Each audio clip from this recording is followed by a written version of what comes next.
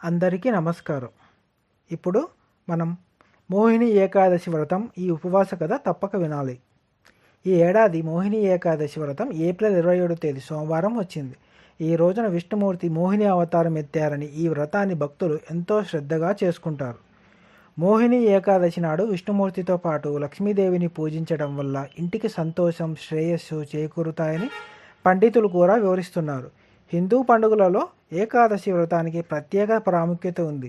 ప్రతి నెల 2 సార్లు, ఒకటి కృష్ణపక్షంలో మరొకటి శుక్లపక్షంలో ఏకాదశి వ్రతాన్ని పాటిస్తారు. ప్రతి నెల వచ్చే ఏకాదశిని వివిధ పేర్లతో పిలుస్తారు. వైశాఖ శుక్లపక్ష ఏకాదశి నాడు వచ్చే ఏకాదశిని మోహిని ఏకాదశి అంటారు. ఈ ఏకాదశి చాలా ముఖ్యమైనదిగా భావిస్తారు. ఈ రోజున ఉపవాసం ఉండటం వల్ల అన్ని రకాల అనుబంధ బంధాల నుండి విముక్తి లభిస్తుందని పురాణాలు వివరిస్తున్నాయి. మోహిని ఏకాదశి వ్రతాన్ని పాటించేవారు తప్పకుండా ఈ కథ వినాలని పెద్దలు వివరిస్తున్నారు. పురాణాల ప్రకారం సరస్వతి నది ఒడ్డున భద్రావతి అనే నగరం ఉండేది. అక్కడ ధృతిమాన్ అనే రాజు పరిపాలించేవాడు. అదే నగరంలో ధనపాల్ అనే వర్తకుడు నివసించేవాడు. అతను విష్ణు భగవానుడికి గొప్ప భక్తుడు. ఎల్లప్పుడూ సంస్కరణలు చేసేవాడు.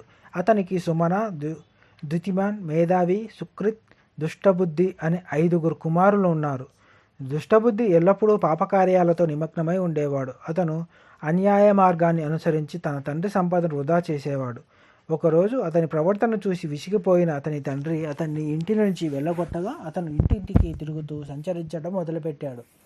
ఆకలి దప్పికతలో బాధపడుతూ అలా తిరుగుతూ అతను మహర్షి కౌండిన్యుని ఆశ్రయానికి చేరుకొని చేతులు జోడించి, దయచేసి నాపై కరుణ చూపండి, నాకు మోక్షాన్ని ప్రదర్శించే పుణ్యం గల వ్రతం గురించి చెప్పండి అని వేడుకున్నాడు. అప్పుడు మహర్షి కౌండిన్యుడు అతనికి వైశాఖ శుక్లపక్షంలోని పవిత్రమైన రోజైన మోహిని ఏకాదశి గురించి చెప్పాడు.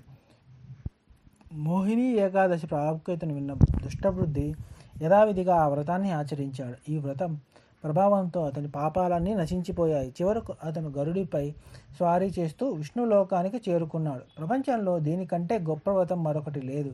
దీని గొప్పతనం గురించి వినడం, చదవడం వల్ల కలిగే పుణ్యం 1000 ఆవులను దానం చేసిన పుణ్యంతో సమానమని పండితులు వివరిస్తున్నారు.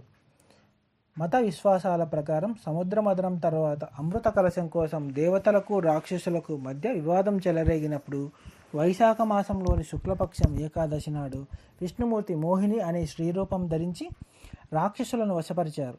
ఆయన వారి నుండి అమృత కలశాన్ని తీసుకుని దేవతలకు అప్పగించారు. దానిని తాగిన తర్వాత దేవతలందరూ అమరులయ్యారు. అప్పటి నుండి వైశాఖ మాసంలోని శుక్లపక్షం ఏకాదశిని మోహిని ఏకాదశిగా పిలుస్తున్నారు. కథ సమాప్తం. కథ నచ్చితే లైక్ చేయండి, సబ్స్క్రైబ్ చేయండి. Thank you.